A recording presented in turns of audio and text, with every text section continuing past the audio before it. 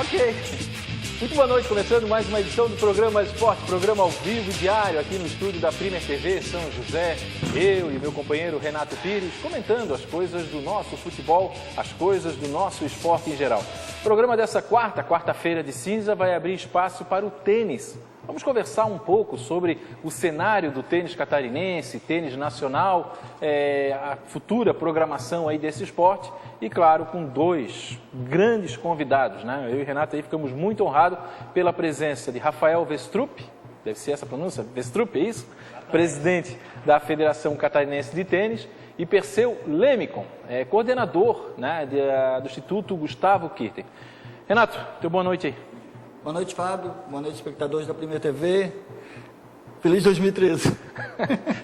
Começou? Claro, tá certo. Quarta-feira de cinza. Tá certo. Então vamos começar bem o ano então, para falar de tênis. Aqui eu quero agradecer o Rafael Westrup, presidente da Federação Catarinense de Tênis. Rafael, primeiro, obrigado pela tua presença. Vamos bater um papo, vamos conversar um pouquinho, né, sobre o tênis, o que temos programado aí para esse ano. Olha, Fábio, eu que agradeço a oportunidade de poder estar aqui presente. O amigo Renato também, o Perseu que veio comparecer aqui à bancada, e a gente ter a oportunidade de falar de tênis na televisão é sempre um privilégio, né? A gente sabe que os canais e a demanda de público é maior para o futebol, e quando a gente tem essa oportunidade a gente quer aproveitar. Então o privilégio é todo meu e da federação de poder estar aqui presente. Tá certo. Em relação ao que tu mencionaste de futuro, de calendário, nós temos aí, o calendário já abriu no início do ano, lá em Criciúma, no nosso campeonato estadual, né, onde tivemos lá quase 300 inscritos, né, de todas as categorias, de todas as idades. Mas eu acredito que o maior feito do ano vai acontecer daqui a 9 dias, na sede da Federação Catarinense de Tênis, aqui em Florianópolis, na Beira-Mar Norte, onde a gente vai sediar um torneio internacional feminino, que é o WTA, com premiação aí de $235 mil, e com presenças ilustres do tênis mundial feminino. Alguém já, nomes confirmados, já pode falar, ou ainda está em negociação? Como é que funciona isso? Não, a gente tem um nome muito forte, que é uma tenista que não é só conhecida no meio do tênis, mas todo o público que gosta de esporte conhece, que é a Venus Williams, né? Irmã da Serena Williams, o atual número 2 do mundo, e a Venus, número 23 do mundo. É a única tenista no mundo com 4 medalhas de ouro em Olimpíadas, né? Entre homens e mulheres, ela é a maior medalhista olímpica. Então, a gente poder receber uma tenista desse gabarito é uma honra muito grande, e com certeza é em função também do empenho muito grande, não só da federação, mas de muitas outras pessoas e entidades que se envolveram nesse sonho, que vai se tornar realidade a partir da próxima semana. Começa a partir de que dia o torneio? De 23 de fevereiro a 2 de março, na sede da federação ali na Beira-Mar. Que fica ali na Beira-Mar, ali no contorno ali, né? Que fique mais fácil para o pessoal que não conhece, é ao lado do direto do campo, na Beira-Mar. Exatamente. Aqui também convidado, além de tudo, é um grande amigo particular nosso, Perseu Lemicon, ele é coordenador, né, da Fundação Gustavo Kirten. É isso, Perseu? Agradecer também a tua presença aqui com a gente. Valeu, Fábio, Renato, Rafael. Eu acho que o Westrup salientou bem que o programa é sério, mas deixando mais descontraído. E quando pudermos falar de tênis, aí é um pouco da nossa praia. Mostrar para todo mundo que ele tem uma proximidade muito grande com todos. Não essa distância que às vezes as pessoas acham que tem, né? Tá certo. Eu quero até depois fazer algumas perguntas que eu acho que o público está lá, quer fazer, né? Algumas perguntas que, como você falaram, o tênis...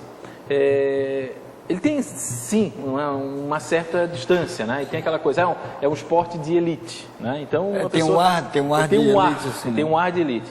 Então, às vezes a pessoa não se aproxima, não quer fazer alguma pergunta, mas vamos tentar nesse programa aqui dizer que está aberto, que nós temos escolinhas à disposição, então eu acho que o espaço é para isso. Renato, alguma observação, consideração? Isso aí tem um ar elitista, assim, passa um ar elitista, mas hoje em dia é um esporte já não tão caro, porque do que precisa? Uma raquete e força de vontade para jogar, claro, porque também é um esporte individual. E aí sim, entrar um pouco na seara dele, mas tu entra, é um trabalho complicado, para ser tenista, acho que tu não joga contra adversário, tu joga contra você assim mesmo. Assim mesmo. Que talvez seja mais complicado. Um jogo de 4 horas, 5 horas. Tu lida contigo, é mais contigo do que com o adversário, claro. tem grandes adversários, mas mesmo assim, sim, claro. Depende de ti, né? Então é muito legal, Renato, eu gosto de ver. Agora deixa eu fazer uma pergunta, o teu tênis se assemelha a qual jogador? A tua empunhadura? Explica pra gente. Tá vendo? Hã? Cara, Responde, ué. Por incrível que pareça, eu jogo com as duas mãos. Olha só, que espetáculo, hein, irmão? Tem algum tenista que joga com duas mãos? Não, eu jogo com Não, eu tenho tênis? Não, eu tenho facilidade. Tênis, Eu tenho facilidade para usar a esquerda e a direita. Olha só que espetáculo. Mas Separado, sabe que eu vou auxiliar o Renato nesse tema? Vai, porque é o vamos lá. seguinte, tu perguntasse se tem tenistas que jogam com duas mãos. Tem 2 irmãos gêmeos nos Estados Unidos, o Luke Jensen e o Mike Jensen. Os irmãos Jensen foram conhecidos na década de 80, final da década de 80, início da década de 90. E ambos eram ambidestros. Ou seja, eles jogavam tanto com a mão direita como a mão esquerda, sendo que para todos os golpes de fundo de quadra, eles utilizavam a mão direita. E na hora de sacar, eles utilizavam a mão esquerda. E não foram tenistas de nível baixo, nível médio, não. Foram grandes tenistas, inclusive nas duplas, chegaram entre os 10 melhores do mundo, a 10ª melhor parceria do mundo. Então, a gente tem esse... Não é uma coisa comum, né? Não é comum, mas a gente coisa acha comum. que não existe ou que nunca Sim, aconteceu, sim. mas tem alguns casos raros, mas que existiram, assim como também um outro tenista muito conhecido, o francês Fabrice Santoro, que é um tenista que ele tem a capacidade de jogar com a mão esquerda e com a direita, só que desde pequeno ele optou por jogar com as duas mãos dos dois lados. Mas em algum momento do jogo dele, ele mudava de mão. Eu não sei se era ele ou eu vi já... Em caso de emergência. Em caso de emergência. Em caso de mas ele tinha... sobrevivência em mas a facilidade ele tinha para isso. Eu já falei aqui no programa, já contei, eu acho que algumas vezes, o Renato sabe, me acompanha, só o Thiago Divanen, que está aqui participando do programa, denúncia. Renato Pires bate com as duas. Está feita a denúncia. Quarta-feira de cinza. Eu já disse aqui no programa que, amante do esporte como eu sou, eu já chorei 2 vezes em 2 oportunidades no esporte. Uma foi uma derrota, que foi a derrota da Copa de 82 na Espanha, eu com 13 anos, aquela geração, Zico, Sócrates, enfim, aquela perda para a Itália. Chorei muito mesmo e não tenho vergonha nenhuma de falar. Tu era menino, né? 13 anos, meu amigo, 13 anos. Para uma criança foi muito difícil. Saudade, hein? Saudade. E a outra vez foi no tênis. A vitória do Guga em 97. A primeira em 97, Roland Garros contra o Sergi Bruguera, se não me engano. 3-7-0. Sergi Bruguera, que eu chorei muito também, passei o domingo inteiro chorando. Então, quer dizer, o tênis, que essa distância, me fez chorar. E aí eu já vou emendar a pergunta. Foi mal aproveitado a geração do Guga? Ou o Guga chegou na frente de todo mundo Não deu tempo de aproveitar? E queimou etapas aí para o tênis ter uma evolução? Olha, eu acho que essa pergunta, Fábio, ela é tão pertinente que cabe até eu e o Perseu a gente compartilhar uma resposta, né? Talvez cada um com o seu ponto de vista, mas eu acredito que no resumo vai ser, quem sabe, a mesma concepção de resposta. O que aconteceu é que o Guga é um fenômeno. O Guga foi um fenômeno, né? Ele hoje continua um fenômeno como pessoa, mas como atleta ele surgiu realmente fruto de muito trabalho, de muito esforço. O Perseu, que é praticamente contemporâneo dele, pode falar melhor. Eu sou de uma geração um pouco mais nova, mas também acompanhei muito, tive a chance de treinar muito tempo com ele, e ele é fruto de transpiração, né? E dele, do treinador dele, da família que acreditaram nesse sonho.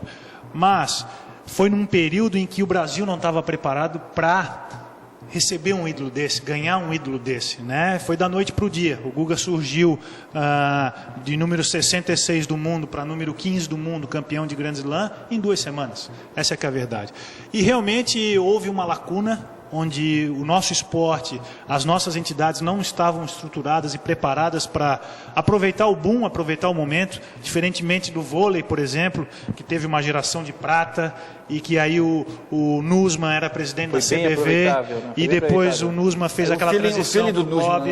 O feeling do Nussmann foi determinante, né? Claro. Ele sentiu o feeling, a capacidade de gestão, né, que a gente acredita. Sim. E depois nós tivemos, sim, um grupo em que se engajou de coração num projeto audacioso, que foi, a gente tem que citar o Jorge Lacerda, o Ricardo Pereira, o Pardal, onde eles acreditaram muito na base de entidades esportivas, né, assumiram a Federação Catarinense e em seguida projetaram um panorama maior onde assumiram a Confederação Brasileira de Tênis, né?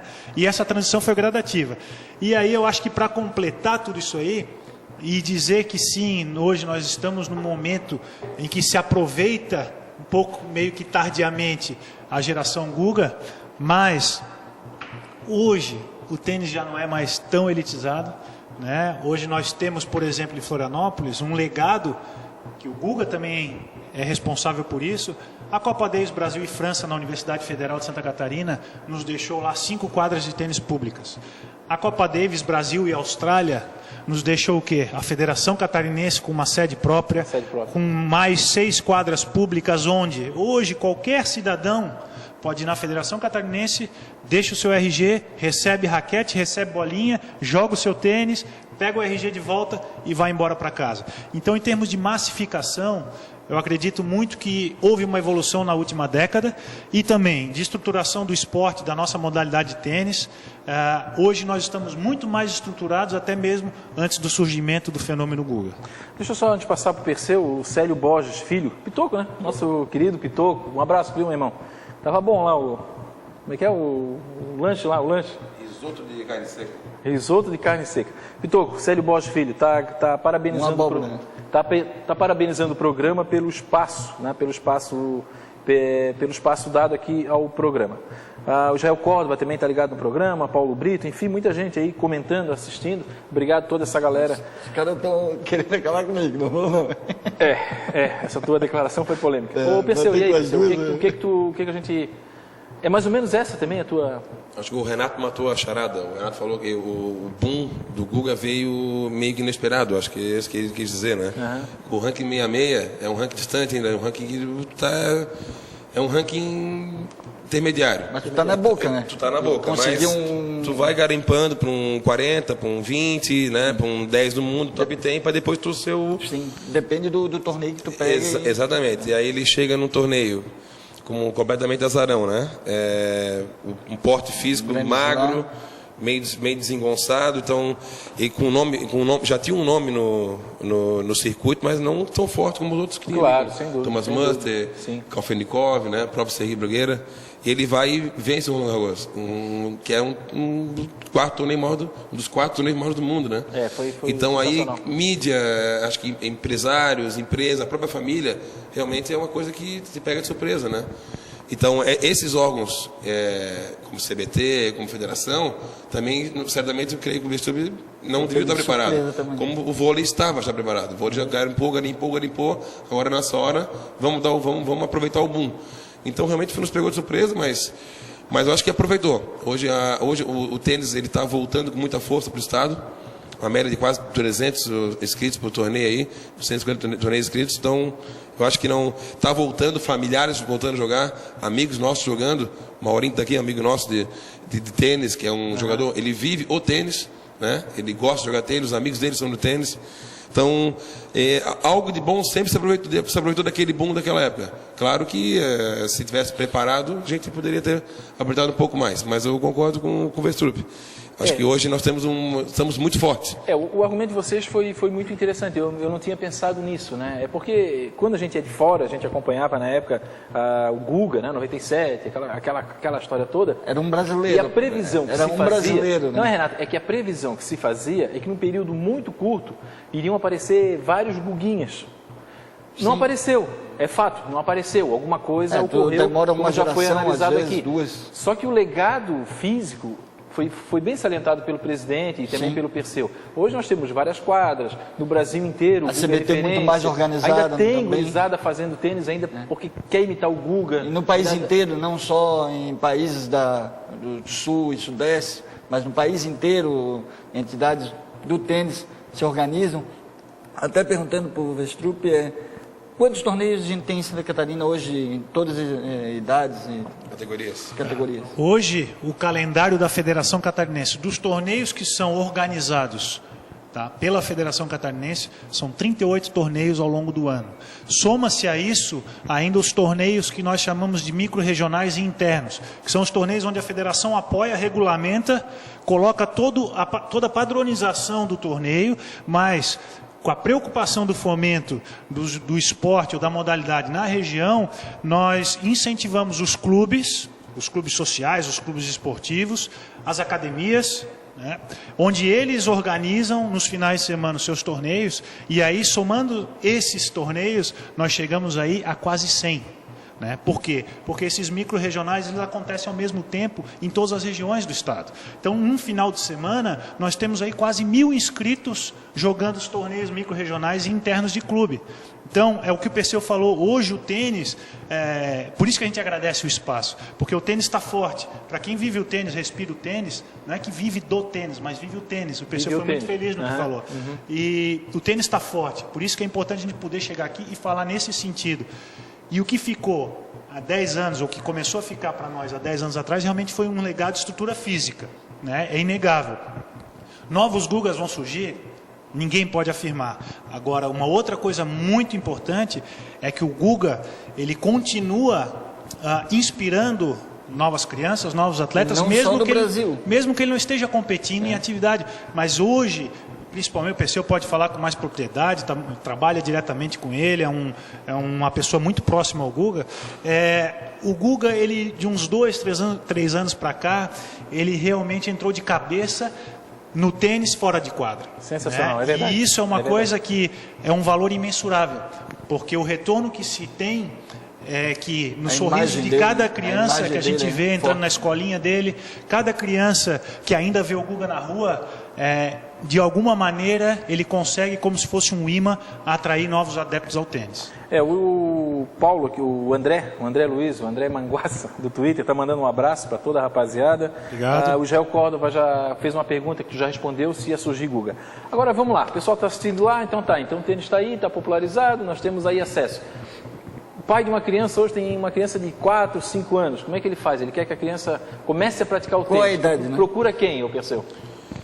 A escolinha Guga está já indo para o seu 3º ano, né? Crianças de 4, 5 a 10 anos, depende da estrutura física da criança.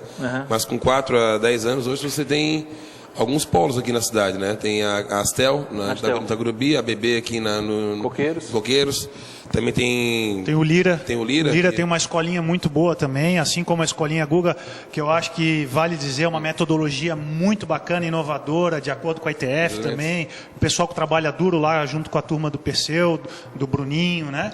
Mas aí tem o Lira também, tem a Elase que está com uma escolinha legal. Então acho que hoje na cidade tem espaço e tem material humano trabalhando com qualidade. E aí agora eu vou subir. Idade do Renato, assim. Ele quer começar a praticar o tênis. Já é uma pessoa formada. Ele pode praticar o tênis também? Ele tem em escola? Tem alguém que possa orientar? Tem Como torneio é que funciona de Master também, tudo. Mas torneio de Master a gente leva em consideração que é gente que já pratica. Mas né? tem também, no caso do Perseu. não só pro, tem iniciante, mesmo Master. Né? Mas tem escola, por exemplo, para quem já tem uma idade ou não? A gente sempre brinca que o tênis não tem idade, né? Tu vai estar com 90 anos jogando tênis. Conforme as tuas condições físicas, né? Nós tínhamos o seu Walter Madeley, que foi até 92 anos jogando tênis. 92 anos.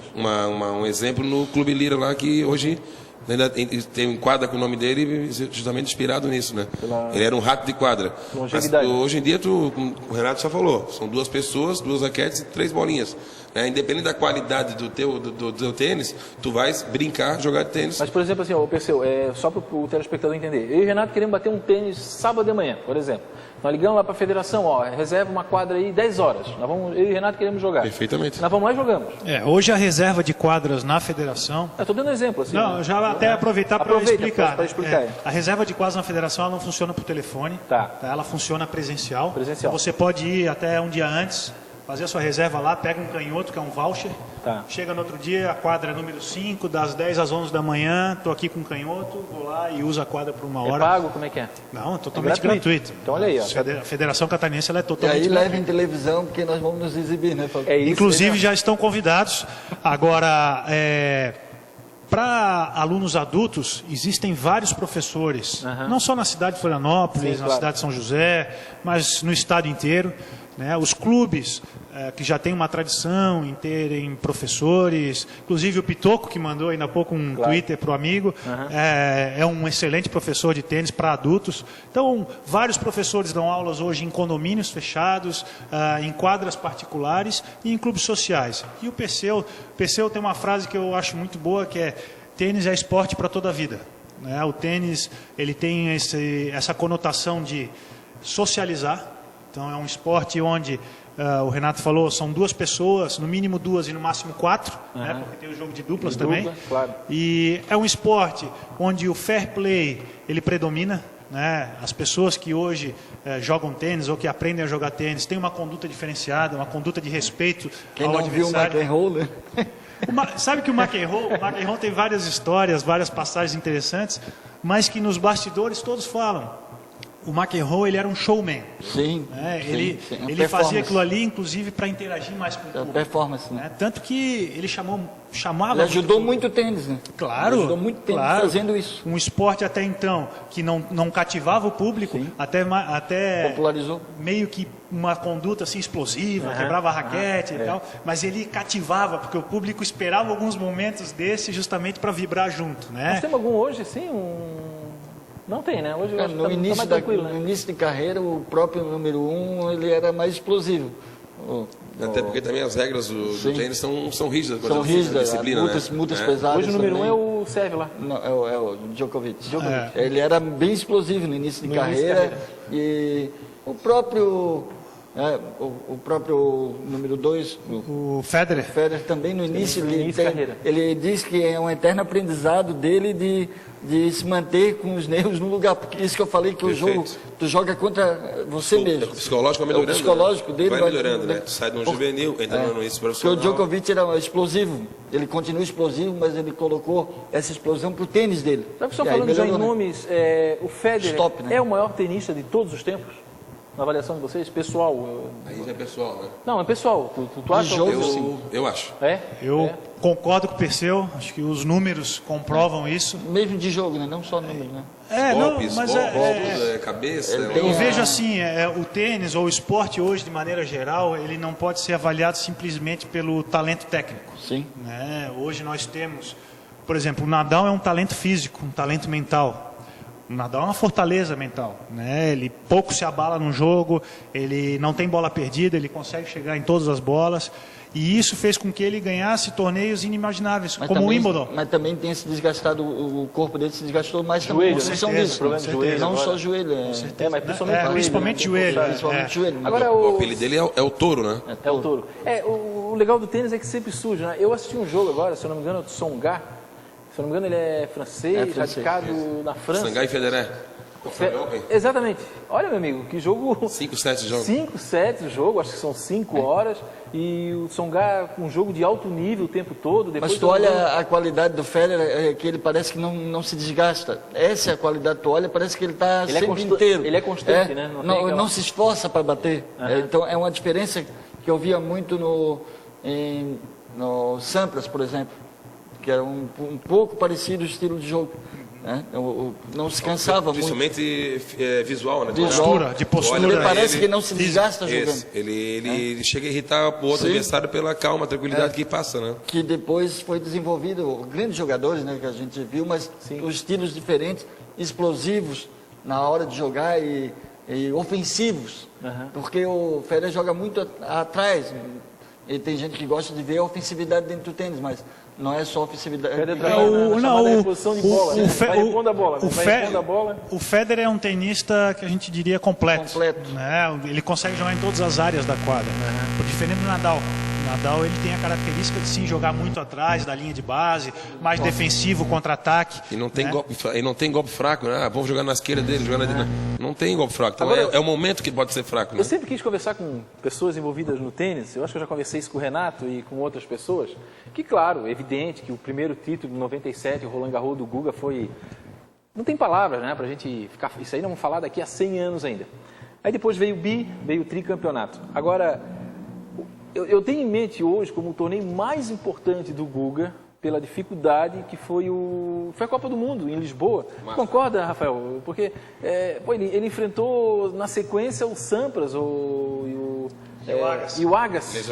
Lesionado no primeiro dia, no primeiro Exatamente. jogo na coxa. Que são os 8 melhores, né? Quer dizer, então tu junta os 8 melhores numa quadra, que se eu não me engano não era saibra, era quadra dura. Coberta.